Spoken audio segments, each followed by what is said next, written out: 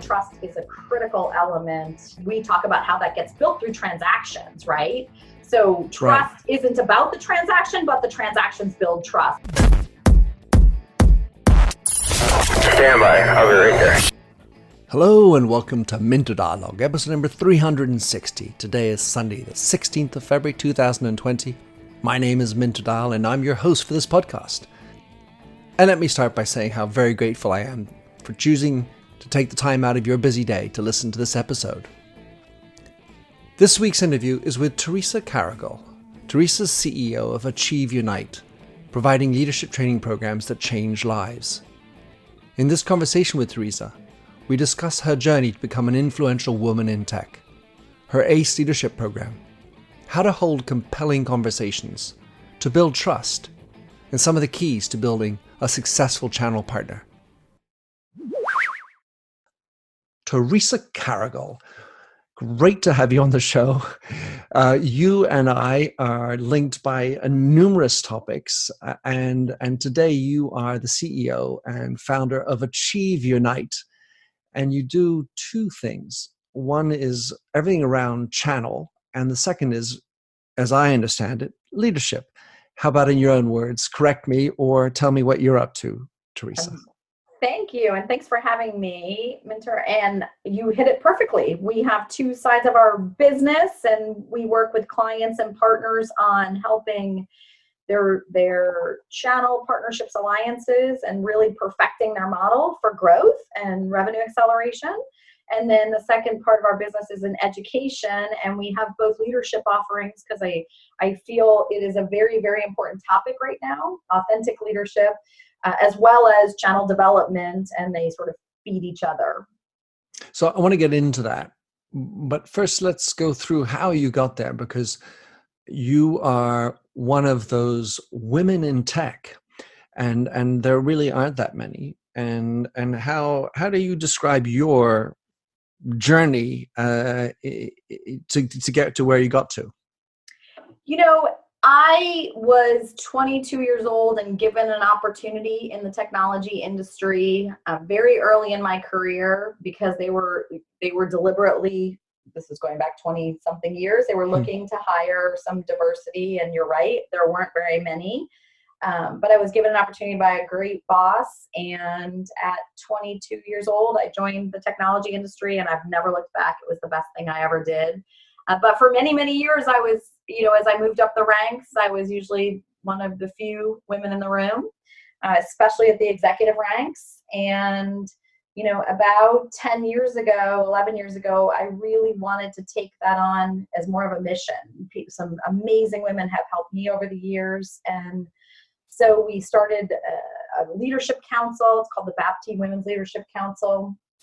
I think the first year there was 7 women in the room, and this past year there was 150, and even more importantly, there were 9 executives on the advisory board helping to create an amazing experience for the women. And this year, I think we'll have 20 executives that are creating that experience for the women. So that's how far we've come in just 10 years. So let's say leadership is a large topic, and there's leadership in tech, there's women leaders, and I'm wondering how those cross over, and where is it hardest for women to make it as an executive leader in a tech industry? Well, so first of all, I think you and I are very philosophically aligned around leadership. And when we talk about leadership, we talk about, the EQ and the IQ, right? Mm-hmm. And that when I think about the best leaders, regardless of gender, they have both of those strong, right, in their domains. And so that philosophically is how we fundamentally operate as a company. It's how our ACE leadership, authentic leadership program is built.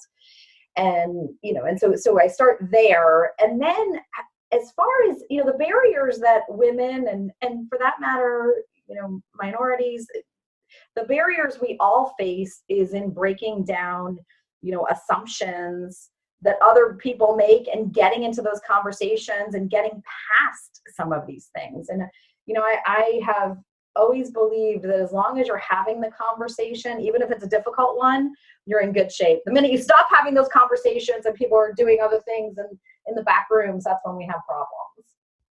As soon as we start talking about these types of issues, we're always, at least I'm always at risk of making generalizations. It's been my observation that there are, let's say, women who feel the need to espouse a more masculine approach, let's say recognize, follow the patterns and language and behaviors that they've observed, and then fit in. And then there are those who feel that there's another way forward. Do you think that's correct? And what can you do to make that happen better? Well, I think about, since we started the ACE leadership program, we've had 75 women go through it. And what is so inspiring to me is they leave way more confident and empowered. And, it results from going deep in yourself, right? That's where that confidence stems from. And what's neat is I've had the pleasure of helping several of them navigate promotions and big senior leader jobs that they weren't even going for prior to going through this program. And, I think that is having mentors and other men and women who can really help you navigate the landscape when you're new to it, right? That is so, so critical to how we raise more and more women up across tech, but across, multiple industries, right? Sure. And the other thing is, and I often bring this up in forums where we're having this topic with men and women, is this is also an economic issue, right? And think about the United States of America. The United States of America cannot remain competitive unless both the men and women are successful in the workplace, right? It's a sheer numbers game. So things like that are also really important because people don't think of it that way. The word that I pick out of what you said is confidence. It's hard to imbue confidence in someone. I mean, I feel like some people come with it and some people don't. And when you're going into a situation, even if you're confident, where to use the analogy, you're walking into the men's locker room, it can feel a very daunting place. And as confident as you may be, and I had a long conversation with a French headhunter who has, because they have a quota on 40% of board composition having to be women. So he is, and his team, by the way, only women. They're focusing on this particular zone, and he and I were chatting about how several of the women he's positioned on boards are now smoking cigars. Well, that's interesting because it's interesting you say that. I have a dear friend, Cheryl, who actually helped to build the ACE program. And Cheryl Shapiro is a leadership coach and a facilitator. And she often says, how in the corporate world over the next 5 years do we help women lead from their strengths and not feel like we have to convert ourselves into, smoking cigars, whatever that is, right? It's an analogy, of course. Yeah, or being in the locker room or swearing, whatever that other image is. And I think that's another part of this dimension that we need to keep helping. And then not only that, but the second part of that is, how do women help women? Because there has been, I remember a mentor who is in London, Karen Flatford, and Karen said, I see it and I don't know, why don't women help women? But that's changing, and it takes people like Karen, hopefully people like me, where we really are helping and demonstrating that, the proof's in the pudding, right? And the more you lift up, the more good things happen in the universe. And so I think that's the second part of this that's equally as important. And I think as you're talking about it, it's this notion of allowing for us to be who we are, and as, let's say, the strengths what are those strengths, and giving them value, of course, not just to the women, but the people on the other side of the table who are, let's say, welcoming it or not, the women into the board. It's so interesting because it was Rod Baptiste, we were having a conversation, and how important it is, if you're going to come to a women's leadership council, you're not a victim, right? This is it is about empowerment, and it's also about bringing men and into the conversation. This isn't a women only, because I don't think that works. I really don't. If we preach and believe inclusion, then we have to live that. And so I think doesn't mean that women don't need to have forums in order to really understand, grow, build, develop one another, but we also have to include men into the conversation. Something that really stuck out to me, Theresa, when I was reading up about you. You have this one sentence which goes, "Well, that's why our team focuses on leading compelling conversations in the pursuit of dynamic results." So I was wondering, is that part of your educational program? And how does one go about? I mean, I'd love to be part of compelling conversations. Well, it is absolutely. It's part of it's part of all of our education programs. We do a flipped classroom approach. And so everything, we subscribe to the adult learning philosophies of adults learn from interaction, experiential learning, problem solving. And so that's what we do in all of our programs. And, in the ACE leadership program, ACE stands for Authentic Leadership, Collaboration, Empowerment, Leadership by Influence. And that program specifically there are some incredibly powerful conversations that happen, getting your voice heard, negotiations, difficult conversations. How do you navigate those? How do you lead from your strengths? What's your brand? There's just some very, very incredible meaningful conversations that have happened that I think are what they spawn those individuals, and those individuals who really put in that work during those programs have gone out then and had a whole nother experience in the workplace, which is what is so inspiring to me. It sounds less about education, or at least, as in teaching, and more about self-education. That's a great point. Because it is a lot about self in the program. I agree with you. You were featured in a book which I haven't read, but it's called "How to Be a Woman in Technology," written by Cheryl O'Donoghue. And in it, they're obviously focusing on authenticity and so on. But one of the things that's stuck out again was you talk about what matters most, and focusing on what matters most. How does one know what matters most, Theresa? So first of all, that book is wonderful. Cheryl is a wonderful person. She's actually working on a book right now on emotional intelligence in the workplace. And I think I'll be doing her forward for that. And well, I'll be sure to put that in the show notes, of course. And then the second part is the what matters most. If you know Simon Sinek and what is your why, I really, whenever I teach a class, or we open often with what is your why? My why happens to be my family. It is about empowering women, but what is everybody's why? And the more we understand about each other's why, the more we help support, empower, and lift each other up. So I think knowing our whys is really, really important. Being wise. So I, of course, subscribe, and it brings up one of the thornier questions which I'm raising in my new book, which is, well, if your why, Theresa, is about family, then what are you doing at work?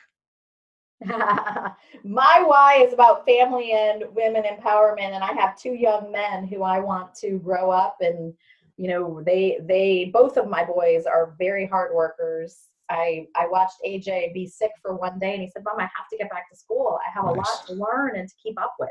And it made me so proud, because they're both really focused on their intellect, their academics, as well as their sports, and becoming really great, well-rounded people. That's a great tribute.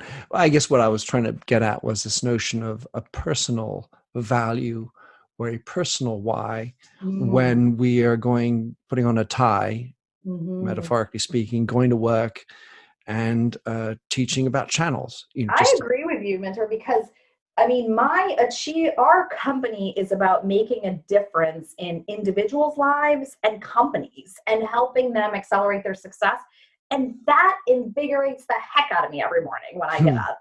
And it is a way bigger purpose than just, oh, okay, we're just here to, do consulting engagements, right? Hmm. We are here to really empower the clients and people we work with to greatness in their own company, and hopefully they go on to do great things other places. So yeah, you're right. That is a bigger, in some ways, that's a bigger part of my why too. It's a very good point. Well, it I would say necessarily behooves us, if we're trying to be authentic, to tap into, let's say, the deeper conversations that you were mentioning before that reflect who we are naked, at least behind the uniform. And our ability to do that in a workplace Mm-hmm. seems to be right now difficult. We're Mm-hmm. contaminated by a historical context, typically masculine environment that doesn't want to go there because it's messy and it's emotional, Mm-hmm. and hell, anyways, the only thing that matters is the profits at the end of the month. Yeah, Don't give me right. this other stuff. Yes, and I do not, I don't want to be that. That's one of the reasons I wanted to start a company that is based on the values of, long-term success. And it's also a reason I don't go get outside funding. And, we Nice. build this ourselves. And it's been really successful so far. So I'm very proud. So, it's when I was looking up AchieveUnite, I saw channel and I saw leadership, and I was wondering, what's the narrative that connects the dots? It's interesting. Because if you think about partnerships and alliances and doing business outside of your own company, it's all about influence, right? It's not about authority. And partnerships, channels, once you get beyond strategy and you get into execution, you've got to be able to lead by influence. We call it a natural influencer, right? You have to have those skills in order to be successful with those partnerships, regardless of what industry you're in, regardless of the types of companies, you two are come together. It is all about influence. And so if you then believe that, and that's one of the core domains of channels and partnerships and alliances, then influence is about leadership. And so they sort of fit, maybe not intuitively perfectly well together, but as you drill under, they fit perfectly together. Well, of course, I love that. I was part of a program developed by a genius businessman, Daniel Priestley, called Key Persons of Influence. And Ooh. the idea was, how can you be the key person of influence in your space, whatever that space is? And so, this notion of being a leader, being influential within your space. So that can take you into content marketing, it can take you into your personal brand, as well as, how do you influence a room full of people, and, the techniques you have within that. In the last part of the area I wanted to talk about was with regard to channel, because obviously I have many years of experience in business, and Yeah. in the old days, the interesting part to this is that L'Oréal, for whom I worked for 16 years, Yes. was essentially constructed around channel. That's to say that they were divided into 4 divisions. Each division was historically so done around a distribution channel. So that meant mass market, Mhm. luxury department store, Mhm. pharmacy, and Yeah. hairdresser. So those 4 channels existed. Right. Right. I feel like it's definitely less clear, the distinction between those 4 channels today. But Mhm. if you're talking to, no matter what industry, how would you describe the challenge of choosing the right channel today? And obviously we've got internet around us, so many things are being disrupted. How would you describe the issues around channel today? Right now we've just finished, well, not just, we did it about a year ago, research with the University of Glasgow, and we basically proved 6 ingredients that create what's called partner lifetime value, and it's called ACTIVE is the acronym. But what we found is in this study is that partner lifetime value is a predictor of companies' overall growth, their success with channels and partnerships, and their profitability. And so in this study, we found that when these companies subscribe to these different aspects, by the way, there's a whole collaboration is the C, there is really bringing value to an industry or a company. So it's much more than just a product and a transaction. Mm-hmm. And what we found is the companies that do and subscribe to partner lifetime value are actually much more successful, more profitable, and more successful with their partnerships and channels. So what I think is happening right now is the notion of the transactions is getting harder and harder unless it's completely automated, right? On the marketplaces and, what you're going to buy in very kind of simple things. But in complex solutions, it isn't about a marketplace. It's about something very different. One of the things that I wrote about is this notion of partnership. And we tend to like to use the word, we got to get into a win-win agreement here. Mm-hmm. But I think that's just a bunch of baloney for the most part, unfortunately. How do you go about finding what you call the partner lifetime value, or how do you go about constructing a choice with a team or partner or distributor alliance and create that type of lifetime value? Well, so whether you call it win-win, it is absolutely about aligning interests, right? At the start of relationships. And I'll give you 2 examples. We actually have it's called CAB, our Channel Acceleration Bootcamp. And it's called a pre-engagement framework. And it's 6 weeks of a boot camp that take you through all of the dimensions in order to build successful channels and partnerships before you ever get to going to engage the partner, right? Because you have to be very clear on your own interests, the expectations, what you need for success before you go and sit down at the table, so that you can then align interests. And so I think that you have to know the partners you want and understand their interests up front before you go sit down to do that. So there's a big part of that in CAB. And then the second thing that we absolutely 100% subscribe to is if you're going to do business with partners in any way, shape, or form, there is a plan. Now, in the old days of the tech industry, they were 18-tab business plans and crazy complexity, right? But we don't subscribe to that. We subscribe to 1-page business plans. We have a whole methodology of how we do that, and really, really simple, that guide those partnerships. And then they're used on an ongoing basis, and they're referred to, and they're intimately, they're a real friendly way to continue to build the partnership from. I like to say that if you want to have a partner, you have to think of your distributor as a client. Yeah. Which is contrary to what most people do, because basically you're supposed to be the client of the distributor, and the number of relationships between distributor and supplier seems fraught with antagonism. And the issue at heart, as far as I was concerned, was an element of trust. Right. Exactly right. Trust is the foundation. Trust, I always say trust is gained in drops and lost in buckets. And trust is the number 1 ingredient of successful partnerships. It is what, both individual and institutional, interorganizational trust are what partnerships are successful ones are built on. And so, I think trust is a critical element. And how that gets built, we talk about how that gets built through transactions, right? So trust isn't about the transaction, but the transactions build trust. Bob O'Malley always tells me that, and I love that. It's very, very true. Well, it certainly, I think, comes through the actions in the trans.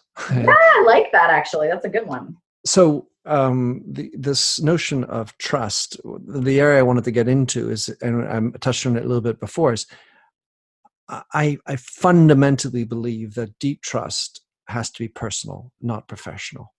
Yeah. So where that goes is not just compelling conversations, but an ability to talk about even differences of political opinion. Right. So Right. is it possible for my channel distributor and I to deeply trust one another if we're on either side of the political spectrum behind us? I don't know if I entirely agree with that, because I think you can, I mean, I guess I may not agree with someone's politics, but I have a very deep level of trust with them. And so, and maybe that there's an agreement that that's a topic we decide there's a moment we're going to talk about it and then we're going to let it go, so, but there's a professionalism in that we're agreeing or disagreeing on an issue, not on a person. Right. Mm-hmm. And so I do think that trust, intimate, real, authentic trust, can be built if that understanding is in place. If it's not, then we have another challenge. And then I would absolutely agree with what you said. Right. And I love the fact you disagree, by the way, Theresa. I think that's... Well, you and I are both that kind of people, and we can do it in a constructive way, right? That's it. But in order for us, let's say you believe A and I believe Z, the other end of the spectrum, we kind of need to know about it. Yeah, I agree. Because if it's the white pink elephant in the room, yes. She's like that and he's like this. Yeah. And so then we get it on the table, and then, all right, well, we're obviously, well, that's it. I didn't imagine you thought that way. Right. But, we'll have to agree to disagree on that topic and we'll park it. But there's always somehow an underlying, cynicism within our human belief system, which says that, well, if she thinks A, well, she's wrong. Right. And I'm going to go into the room, as professional as I might be, and it might be that we have a contract that I need to sign right now, and then I'm pragmatic. We do it because let's just say we're pragmatic people. But underneath that, there's the trust. Yeah.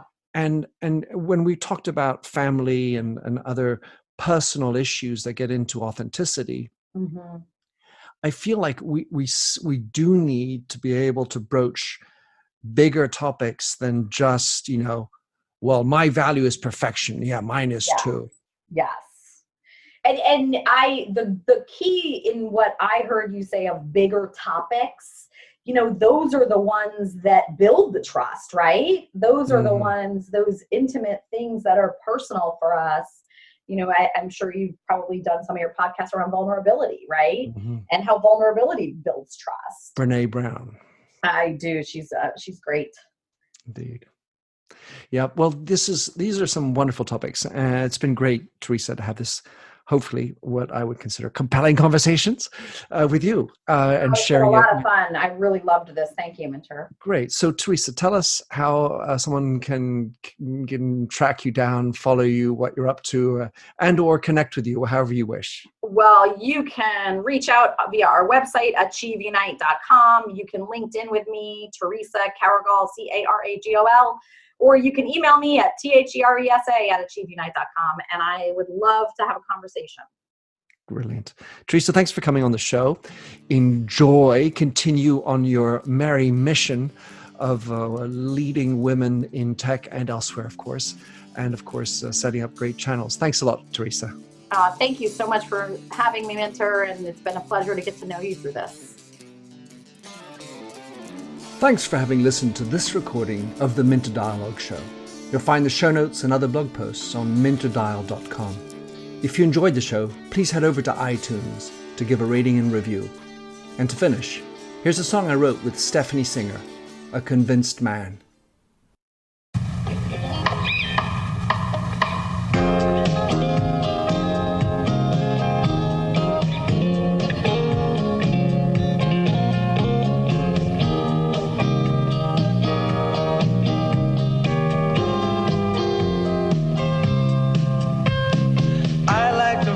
A stranger tucked around me, precipitating the danger. To feel free, trust is the reason.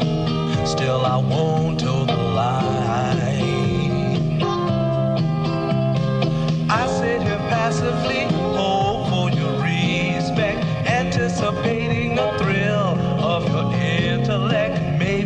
tell myself there's no use in me lying. I'm a convinced man building an urge. I'm a convinced man to live and die submerged. A convinced man in the arms of a woman. I'm a convinced man, challenge my fate. I'm a convinced man, competition's innate. A convinced man in the arms of a woman. Despise revenges and struggle to see. Live for the challenge so life's not incomplete. What's wrong with challenge? I know soon we all die. I like the feel of a stranger tucked around me, precipitating the danger to feel free, trust in my reason.